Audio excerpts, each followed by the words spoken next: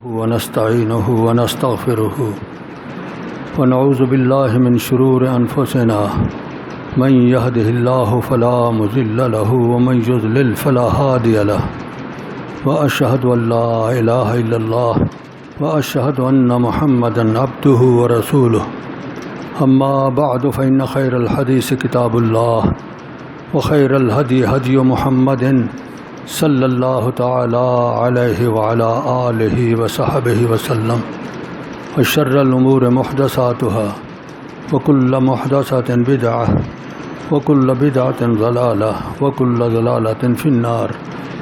اعوذ باللہ من الشیطان الرجیم، بسم اللہ الرحمن الرحیم۔ انا اعطیناک الکوثر فصل لربک وانحر ان شانئک هو الابتر۔ اللهم صل على محمد وعلى آل محمد كما صليت على إبراهيم وعلى آل إبراهيم إنك حميد مجيد۔ محترم حاضرین، جمعہ میں شرکت چونکہ ایک لازم ہے، اس لیے ہم جمعہ میں شرکت کرتے ہیں، لیکن اس میں تھوڑی سی احتیاطی تدابیر بھی اختیار کر لینی چاہیے۔ مسجد وسیع، اللہ کی توفیق سے آپ زیادہ گنجان ہو کے نہ بیٹھیں، چند منٹ کا خطبہ ہوگا، ضروری باتیں میں اس سورہ مبارکہ کے حوالے سے عرض کروں گا۔ آپ زیادہ گنجان ہو کے نہ بیٹھیں، ذرا کھل کے بیٹھ جائیں، دور تھوڑا سے۔ مسجد کھلی ہے، باہر صحن کھلا پڑا ہے، کوئی حرج نہیں ہے اس میں۔ احتیاطی تدابیر رسول اکرم صلی اللہ علیہ وسلم کا حکم ہے، اور یہ کوئی خلاف شرع بھی نہیں، نہ ہی توکل کے خلاف ہے۔ محترم حاضرین، قرآن مقدس کی ہر سورہ مکمل کتاب ہے، جس میں اللہ رب کائنات مکمل احکام ارشاد فرماتے ہیں۔ اس 3 آیت پہ مشتمل سورہ مبارکہ سورہ الکوثر، اس میں بھی تقریباً شریعت کی ساری باتیں آ گئی ہیں۔ انا اعطیناک الکوثر، یہ اس موقع پہ اتری تھی جب ایک بدبخت نے رسول اکرم صلی اللہ علیہ وسلم کے حوالے سے بہت ناروا لفظ کہے۔ بعض کہتے ہیں وہ عاص بن وائل تھا، کچھ لوگوں کا خیال ہے ابو جہل تھا، کچھ عقبہ کا نام لیتے ہیں، زیادہ مشہور عاص بن وائل ہے۔ یہ سرغنے تھے مشرکین میں بڑے بڑے، تو سبھی مراد ہو سکتے ہیں۔ وہ آپ کے ساتھ دشمنی کر رہے تھے۔ ان میں سے ایک نے کہا تھا کہ قریشیوں کیوں گھبراتے ہو، اس کے نرینہ اولاد ہے نہیں، اس کا کس نے نام لینا ہے؟ چند دن کے بعد یہ اس دنیا سے چلا جائے گا، اس کا نام مٹ جائے گا، خام تم پریشان ہوتے ہو۔ یہ بکواس کی تھی۔ اس کا جواب اللہ رب کائنات نے اس سورہ مبارکہ میں ارشاد فرمایا، مگر پوری شریعت بیان کر دی ہے۔ انا اعطیناک الکوثر، اے رسول پاک صلی اللہ علیہ وسلم، ہم نے آپ کو الکوثر عطا کی ہے۔ عربی زبان میں الکوثر مبالغے کا صیغہ ہے، اس کا معنی ہوتا ہے خیر کثیر، بہت سی اچھائیاں ہم نے آپ کو دے دی ہیں۔ دنیا کی اچھائیاں بھی آپ کو مل گئیں اور آخرت کی اچھائیاں بھی آپ کو مل گئیں۔ دنیا میں جو چیز خیر کہلاتی ہے کسی کو، وہ بھی آپ کو ہم نے عطا کر دی ہے، اور آخرت کی سعادات اور آخرت کی ہر طرح کی اچھائیاں وہ بھی ہم نے آپ کو عطا کر دی ہیں۔ یہ ہے اس کا لغوی معنی الکوثر کا۔ خیر کثیر میں جس طرح دنیا کی چند سالوں کے بعد آپ کی نمایاں کامیابی اور پھر اس پوری دنیا میں آپ کی اثر اندازی یہ ثابت ہو گئی تھی، اسی طرح آپ کو جو اللہ رب کائنات نے شریعت عطا کی ہے وہ انسانیت کے لیے خیر کثیر ہے، وہ اچھائی ہی اچھائی ہے۔ حضرت اکرمہ ابن عباس، ان کی تفسیر الکوثر کے حوالے سے یہی ہے، هو القرآن والحدج والشریعت الاسلامیہ۔ دنیا میں جو خیر آپ کو عطا کی گئی وہ قرآن کی صورت میں، قرآن کی تفسیر، حکمت کی صورت میں حدیث، اور ایمان اور رہنمائی کی صورت میں یہ الخیر کثیر ہے جو آپ کو عطا کی گئی ہے، آپ نے اسے پوری دنیا میں پھیلا دیا ہے۔ اس کا مقصد یہ بنا کہ اللہ کے دین میں، اللہ کی شریعت میں جو باتیں انسانوں کو کہی گئی ہیں ان میں خرابی نہیں ہے، ان میں اچھائیاں ہی اچھائیاں ہیں۔ یہ اور بات ہے کہ بعض لوگ اس کو فوری طور پہ نہ سمجھ پائیں، لیکن حقیقت یہی ہے، الخیر الکثیر ہے آپ جو فرماتے ہیں، جو آپ کی شریعت ہے۔ اسی لیے کہا گیا ہے آپ کا ایک لقب محسن انسانیت۔ انسانیت میں گمراہیاں تھیں، انسانیت میں ظلمات تھی، انسانیت میں ظلم تھا، انسانیت میں تشددات تھے، انسانیت میں حقوق انسانی کو تلف کیا جا رہا تھا۔ ان سب کو مٹایا امام الانبیاء سید کائنات محمد رسول اللہ صلی اللہ علیہ وسلم نے اپنی شریعت کے ذریعے۔ تو انسانیت کے لیے شریعت خیر کثیر بن گئی، بہت سی اچھائیوں پہ مشتمل بن گئی۔ انا اعطیناک الکوثر، اب یہ کوثر دنیا میں پھیلائی جا چکی ہے۔ قال رسول اللہ صلی اللہ علیہ وسلم ترکت فیکم امرین، میں تم میں دو چیزیں چھوڑے جا رہا ہوں، لن تضلوا، ہرگز گمراہ نہ ہوو گے، ما تمسکتم بہما، جب تک تم نے ان دونوں چیزوں کو قابو کیا، کتاب اللہ و سنت رسولہ، ایک اللہ کی کتاب اور ایک اس کے رسول کا طریقہ زندگی، یہ دو چیزیں میں تمہیں چھوڑے جا رہا ہوں۔ اگر تمہارا تعلق ان کے ساتھ رہا تم بھٹکو گے نہیں، گمراہ نہیں ہوو گے کبھی بھی۔ یہ خیر کثیر دنیا میں آپ نے پھیلا دی ہے اور وہ ہمارے پاس موجود ہے اس عظیم کتاب قرآن کی صورت میں، اور امام الانبیاء سید کائنات صلی اللہ علیہ وسلم کی سیرت، سنت اور حدیث کی شکل میں ہمارے پاس محفوظ ہے۔ اس سے ہم استفادہ کر سکتے ہیں، اور اس خیر کثیر سے جو تعلق پیدا کرے گا، اس اچھائی پہ مشتمل اچھائیوں کو لے کے جس نے اپنی زندگی بنا لی، وہ اگلے جہان کی خیر کثیر حوض کوثر اور نہر کوثر سے استفادہ کر پائے گا۔ رسول اکرم صلی اللہ علیہ وسلم فرماتے ہیں میدان قیامت 50,000 سال کا ایک دن ہے، قیامت کا دن۔ ایمان والوں کے لیے اگرچہ وہ تھوڑے سے وقت میں گزر جائے گا، لیکن کفار کے لیے، بے ایمانوں کے لیے، منافقین کے لیے 50,000 سال کا دن ہوگا۔ اس میں لوگ پیاسے مریں گے۔ رسول اکرم صلی اللہ علیہ وسلم فرماتے ہیں میں اس حوض کوثر کے اوپر اپنا ممبر ڈال کے بیٹھا ہوں گا، اور میری پوری امت کے لوگ وہاں کے پانی پئیں گے۔ جس نے ایک گھونٹ پانی پی لی کبھی اس کو پیاس نہیں لگے گی۔ من شرب شربتن لم یظمأ ابدا، ہمیشہ کی اس کی پیاس ختم ہو گئی۔ کچھ لوگ پیش کیے جائیں گے، فرشتے ان کو دھکیل دیں گے دوسری طرف، میں کہوں گا یہ ہؤلاء رجال من امتی، یہ تو میری امت کے لوگ ہیں۔ اللہ کی طرف سے جواب آئے گا انک لا تدری ما احدث بعدک، آپ کے بعد انہوں نے آپ کے دین میں بگاڑ پیدا کیا تھا، اس لیے یہ اس حوض کوثر کے مستحق نہیں ہیں۔ جو آپ کے دین پہ چلتے رہے، میں نے آپ کو تمہیداً کہا ہے نا، وہ خیر کثیر جو دنیا میں پھیلائی ہے وہ آپ کا دین ہے، کتاب و سنت۔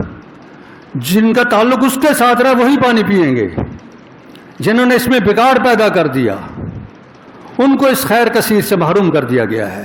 حوض کوثر والی خیر کثیر ان کو دھکیل دیا گیا دوسری طرف۔ اس موقع پہ سید کائنات صلی اللہ علیہ وسلم کے الفاظ مبارکہ ہوں گے سحقاً سحقاً لمن غیر آبادی، میرے بعد جس نے تبدیلی کی ہے میرے دین میں وہ برباد ہو جائے، تباہ ہو جائے، ایک طرف ہو جائے، میرے سے دور ہو جائے، مجھے اس کی ضرورت نہیں ہے۔ سحقاً سحقاً لمن غیر آبادی، پرے ہٹ جائے وہ جو میرے دین میں نہیں رہا۔ آپ صلی اللہ علیہ وسلم وہاں ممبر ڈالے ہوں گے، اور آپ نے یہ بھی فرمایا ہے کہ میرا ممبر حوض پر ہوگا، اور میرا ممبر اسی جگہ ہوگا جس جگہ میں خطبہ دے رہا ہوں۔ جہاں اس وقت آپ کا روضہ مبارک ہے اس کے ساتھ ہی وہ جگہ قریب ہے جہاں آپ کا ممبر تھا، اسی جگہ آپ کا حوض وہ ممبر ہوگا، اور آپ وہاں تشریف فرما ہوں گے، اور پوری امت آپ کی آ کے آپ کے سامنے پانی پیے گی۔ پوری امت سے مراد وہی لوگ ہیں جو اللہ کے دین پہ چلتے رہے، جو اس دنیا کی خیر کثیر سے جنہوں نے فائدہ حاصل کیا، تو یوم قیامہ کی خیر کثیر سے وہ فائدہ حاصل کریں گے۔ پھر بہشت میں جب پہنچ جائیں گے تو وہاں نہر کوثر ہے۔ نہر کوثر کا رسول اکرم صلی اللہ علیہ وسلم نے فرمایا کہ میں جب معراج پہ گیا تو میں نے جنت کی سیر کی، جبریل فرشتہ میرے ساتھ تھا، ایک نہر میں نے دیکھی، میں نے کہا یہ نہر کون سی ہے؟ جبریل امین نے فرمایا یہ نہر کوثر ہے، آتاک اللہ، اللہ نے آپ کو دی ہے، یہ آپ کی ملکیت ہے، یہ اللہ نے آپ کو دی ہے، یہ وہ نہر کوثر ہے۔ تو مجھے خیال آیا کہ میں ارد گرد دیکھوں، میں نے دیکھا دونوں اطراف اس کے بڑے بڑے خیمے ہیں موتیوں کے، اندر سے کھوکھلے اور اوپر خیمے، دور سے یوں نظر ہے جس طرح موتی ہوں، دونوں طرف ادھر بھی اور ادھر بھی۔ میں نے اس کی مٹی اٹھائی نہر کی تو مٹی میں نے سونگھی، کستوری سے زیادہ مہک، اور اس میں جو کنکریاں تھیں وہ موتیوں کی طرح چمکتی تھیں۔ مسکن ازفر کا لفظ آپ نے فرمایا، من، اور وہ ہر مومن کی گھروں میں خود بخود پہنچ جائے گی اس کی اثرات۔ یہ تو نہر کوثر، حوض کوثر اور خیر کوثر جو اس دنیا میں بھیجی گئی، اس کے حوالے سے میں نے باتیں عرض کی۔ اب چلیے اللہ پاک نے اس کے بعد کون سا جملہ فرمایا؟ اِنَّا أَعْطَيْنَاكَ الْكَوْثَرَ، ہم نے آپ کو خیر کثیر عطا کر دی ہے، کتاب و سنت آپ کو ملا اور پھیلا دیا۔ نہر کوثر، حوض کوثر قیامت کے دن آپ اس کے مالک ہوں گے۔ نہر کوثر بہشت میں آپ کو عطا کی گئی۔ اب آپ نے، اللہ نے فرمایا فَصَلِّ لِرَبِّكَ وَانْحَرْ، پوری شریعت اس کے اندر رکھ دی ہے۔ شریعت کے دو حصے ہیں، ایک حصہ ہے کائنات کے مالک کے حوالے سے، ایک حصہ ہے مخلوق کے حوالے سے۔ فَصَلِّ لِرَبِّكَ، اس میں اللہ کے حقوق کا تذکرہ ہو گیا کہ اپنے رب کی نماز پڑھیں۔ معلوم ہوتا ہے جو رب کی نماز نہیں پڑھتا حوض کوثر نہیں ملے گی، اس کو یاد رکھنا۔ فَصَلِّ لِرَبِّكَ، اپنے رب کے لیے نماز پڑھیں۔ نماز میں فرائض بھی آ جاتے ہیں، نماز میں نوافل بھی آ جاتی ہیں جو فرائض کو مکمل کرتی ہیں، نماز میں نوافل آ جاتی ہیں جو نماز کو محفوظ کرتی ہیں، درجات کی بلندی کا باعث بنتے ہیں۔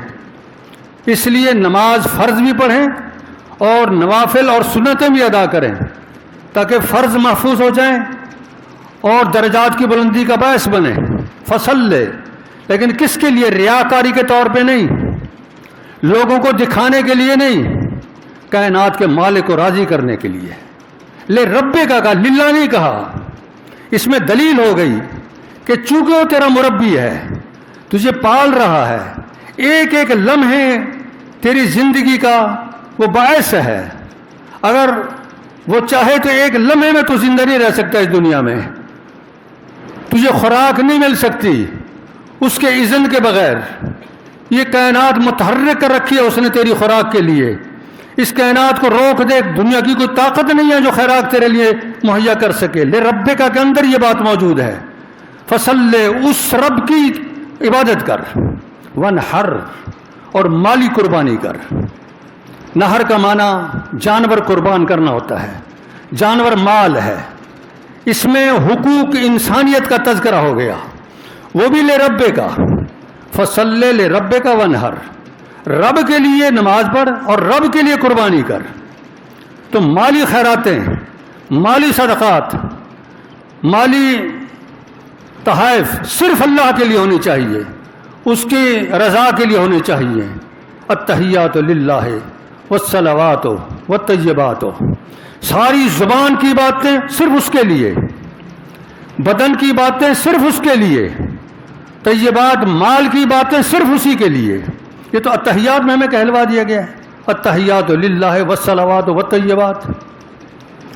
تو محترم حاضرین، اللہ نے فصل لربک کا ونحر میں پوری شریعت بیان کر دی ہے۔ حقوق اللہ جن کی تفصیل اللہ کے رسول نے بتائی، حقوق العباد جن کی تفسیر قرآن میں اور سنت میں موجود ہے، ونحر کے لفظ کے اندر بیان ہو گئی۔ تیسرا گروپ جو آپ کا مخالف ہے، چاہے چٹے کافر ہیں، چاہے منافق ہیں، چاہے ریاکار ہیں، ان کے لیے حکم ہے ان شانک هو الابتر، جو آپ کا دشمن ہے اس کا نام کٹ جائے گا. آپ کی ذات کا دشمن، آپ کے طریقے کا دشمن، آپ کی سنت کا دشمن، آپ کے طرز زندگی کا دشمن، آپ کے شریعت کا دشمن. ان صلاتی و نسکی و محیای للہ رب العالمین. رسول اکرم صلی اللہ علیہ وسلم سے اللہ نے کہلوایا، فرما دیں میری نماز، میری قربانیاں، میری زندگی کا ایک ایک لمحہ اور میری موت صرف اللہ کے لیے ہے. ان صلاتی و نسکی و محیای و مماتی للہ رب العالمین، صرف اللہ کے لیے مختص ہے جو پورے جہانوں کا پالنے والا ہے. ان شانک هو الابتر، اس کا نام کٹ گیا جو آپ کا دشمن ہے، آپ کی ذات کا دشمن ہے، یا آپ کے دین کا دشمن ہے، آپ کی شریعت کا دشمن ہے، آپ کے طریقے زندگی کا دشمن ہے. اس کا نام کٹ گیا، وہ دنیا میں نہیں رہے گا اور اس کا نام بھی رہے گا. آپ کا ذکر تو کائنات میں گونجتا ہے، آپ کا نام صرف اس زمین پہ نہیں پوری کائنات میں ہے. جب جبریل امین پہلے آسمان پہ لے گئے، دروازہ کھلوانے کی بات کی، اندر سے آواز آئی کون ہے آپ کے ساتھ؟ جبریل امین نے فرمایا محمد. آپ کا نام سننا تھا، دروازہ کھل گیا. تو جانتے تھے نا وہ. دوسرے میں اسی طرح ہوا، تیسرے میں اسی طرح، ساتواں آسمان میں یہ صورت ہوئی. پوری کائنات آپ سے واقف ہے، آپ کی معرفت رکھتی ہے. رفعنا لک ذکرک، قرآن نے یوں ہی نہیں کہہ دیا کہ ہم نے آپ کا ذکر بہت بلند کر دیا ہے. دنیا اس زمین پہ ایک ایک لمحے میں اللہ کے رسول کا نام گونج رہا ہے.